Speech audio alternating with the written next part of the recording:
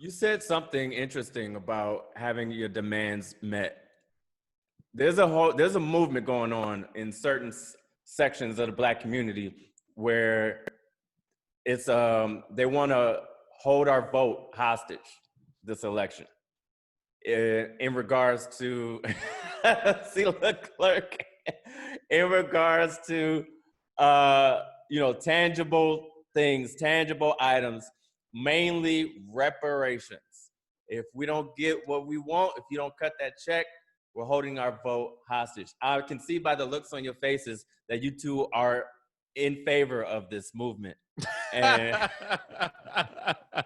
how could you tell? I mean, this is that bullshit. This is that bullshit, right? These are the same kind of people who want to bite off their nose to spite their face. I mean, okay, so what's the plan? Let's hold our vote hostage until we get politicians who we want to vote for to agree to reparations. Okay, first of all, reparations, if we want to really do this, reparations are over $1 trillion. That is what Black people are owed. People have done the math on this. We are owed over $1 trillion in reparations from this country because of slavery, right? So then we get into the legal maneuvering and the political realities of that moment, right? Let's say blue wave comes in the fall. Blue wave, we get 60 seats in the Senate. How many of those senators that we flipped are going to be in favor of reparations? I'm going to give you a sneak preview. None of them. It is a toxic freaking subject right now. The other thing is, what's the alternative, man? Yes, I'm tired of having to choose between two horrible choices. But one of them is clearly not even a possibility of change. And the other one is maybe something could happen. The best we got right now is maybe something could happen. It's always been that way for us in this country. Hopefully it won't always be the case, but that's where we're at right now. I think it's comical when people, you asked a really good question. Whose idea was this? To tell Black people not to vote in our interest. Whose idea was this? That's like bears telling people, hey, if you don't want us to eat you, just don't run, lay down, and play dead. Are you dumb or stupid? Like, I don't understand how we have very few systems in place in this country that are there to actually make change. Voting is one of very, very few. And for us to boycott that seems like the most audacious game plan I've ever heard. How is that going to work? All right. Tell me how that's going to work. All right, let me play Negro advocate here. Now, I'm Hotep advocate right now. Now, Shea Butter advocate. Yeah. Yes. Trump is a horrible option, right?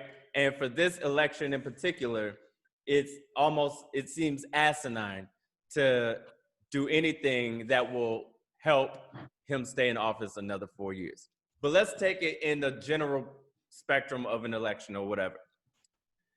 If we are year after year, because year after year we are being taken advantage of by the Democrats. That's a fact. Like they come up in our Black church, they shuck and jive, eat a piece of chicken, and then they bounce, and they expect to have all of our votes, no questions asked. And we've never really, and we've always kind of assumed, kind of what you were saying, Khalid, that reparations, the thought of reparations, is so out of left field that it'll just never happen anyway. So you might as well not ask for it. But you know what I've learned in this corporate world? If you don't ask for what you're worth, they're not going to offer it to you. Ooh. If you leave it up to them, they going to give you whatever crumbs they feel like giving you. They ain't listening, Charles. Say it again. Say it again. The people in the back. You got to come in there demanding what you are worth and make it known. And when it comes to reparations, I've never seen a time other than now where enough Black people have come together and said, this is what we demanding, to where Democrats at least look shook. And I'll say this. In the beginning of this election, during the primaries, when the word reparations would come up, you would see, and I would say particularly Kamala or whoever, Bernie Sanders, whoever, when they would bring up reparations, they would have this look of almost contempt come across their face, like, reparations? How dare you even ask me about some bull? Don't be coming at me with no bullshit like that, reparations. And now it's in the conversation. I've never heard it be in the conversation before. So now, am I gonna not vote? No.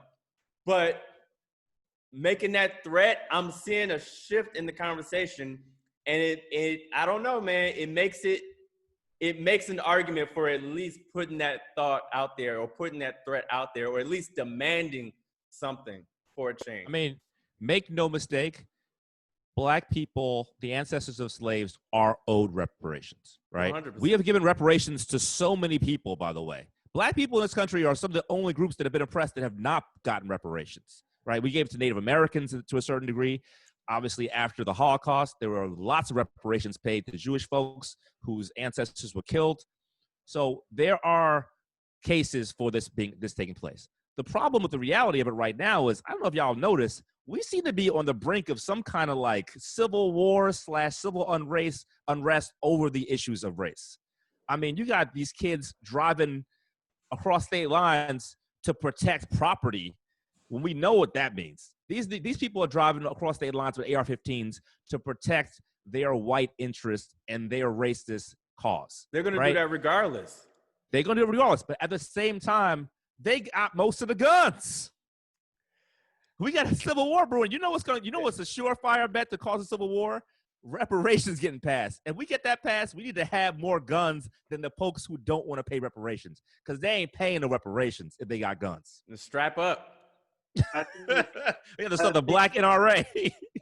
I think talks about reparations and talks about like a civil war, I think are like, of course, those are popular talking points right now, but the realities of those things happening are not as real, I think, as we would. I think it's entertaining. Yeah, this idea of a civil war, I think it's entertaining, but like Black people were at a very clear disadvantage if there is a civil war.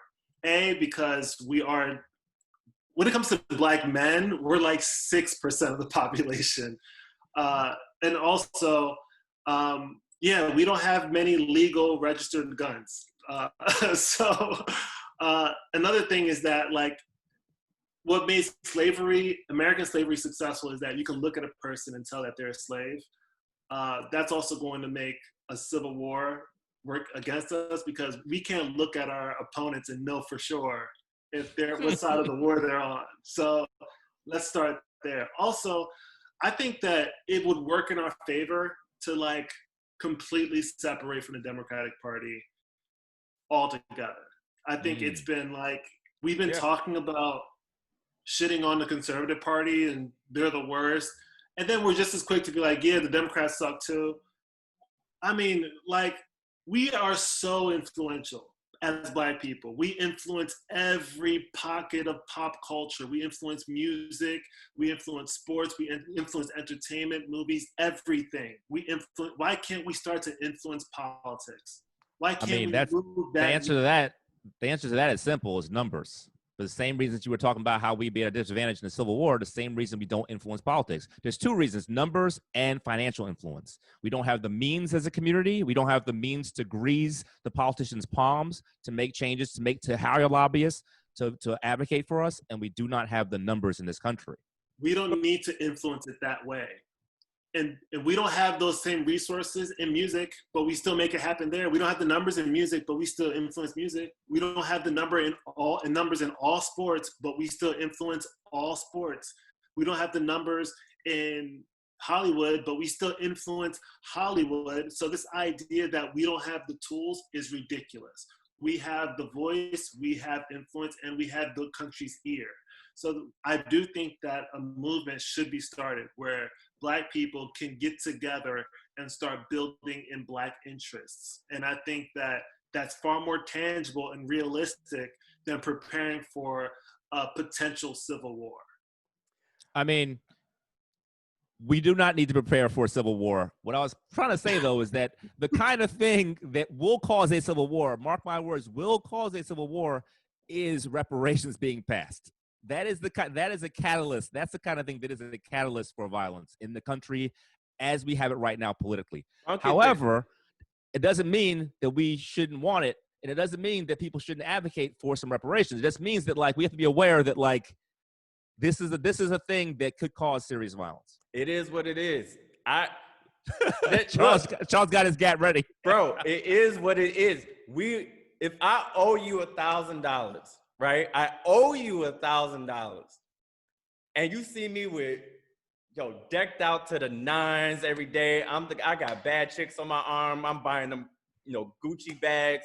You seeing me flossing on the gram, and you like, you owe me $5. I'm like, man, suck my, you know what I'm saying? Like I'm looking at you like you crazy. Like, after a while, you're gonna be like, I'm not asking anymore.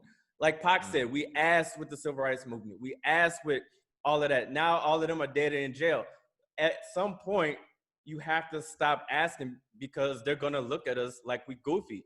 And when it comes to reparations, look, they got money. They got money for bailouts. They got money for reparations for every other group. They got money. They got money whenever they need money. They've never felt the need to pay us what they owe us. That's the key word, what we're owed. So these niggas found money for a stimulus. They paid every American. Everybody. Why can't you pay 13% of us? They found money for every American. Yeah. Kids, 9-year-olds who don't need money, they were getting checks. You mean to tell me they can't pay 13% of the population? And the only reason I'm getting upset about it is because it would help them too.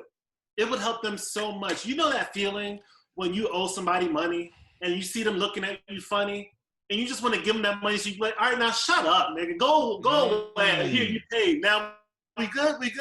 And they're gonna be like, yeah, we're good.